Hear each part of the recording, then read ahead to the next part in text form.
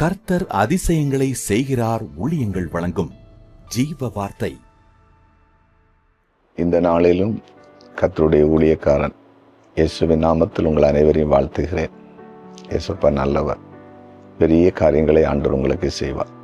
கவலைப்படாதீங்க, எல்லாவற்றையும் அவர் பார்த்துக் கொள்வார். இந்த புதிய வருடத்தில் நீங்கள் ஆசீர்வாதமாக தான் இருக்க போறீங்க. கவலைப்படாதீங்க. இன்றைக்கு ஜீவ வார்த்தைக்கான வசனம் சங்கீதம் 25:7 வசனம். என் இளம் வயதின் பாவங்களையும் என் மீறுகளையும் நினையாதிரும். கர்த்தாவே, உம்முடைய தயவு நிமித்தம் என்னை உமது கிருபையின்படியே நினைத்தருளும். உம்முடைய தயவு நிமித்தம் உமது கிருபையின்படியே என்னை நினைத்தருளும். நம்முடைய ஆண்டவர் தயவும் கிருபையும் உள்ளவர். தயவும் கிருபையும் உள்ளவர். தயவு பாராட்டுகிற ஒரு ஆண்டவர். ஆண்டவருடைய கண்களில் நமக்கு முதலாவது தயவு வேண்டும். அவர் பெரியவர். இந்த உலகத்தை உண்டாக்கின தேவன். சர்வ வல்லமை உள்ளவர். அசுத்தத்தை பார்க்காதவர். தீமைக்கு துணை போகாதவர். நேர்மையானவர்.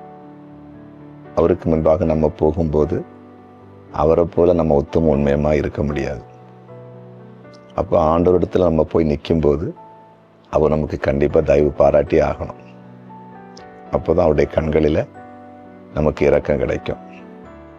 ரெண்டாவது, இந்த பூமியில் நம்ம வாழும் பொழுது நம்மை சுற்றி இருக்கிறவங்க கண்களில் நமக்கு தயவு அவசியம்.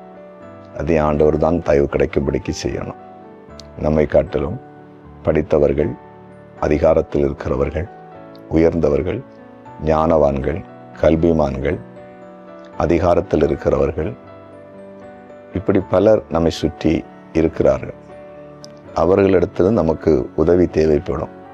தயவு இருந்தால் தான் அவர்கள் கண்களிலிருந்து நமக்கு உதவி கிடைக்கும்.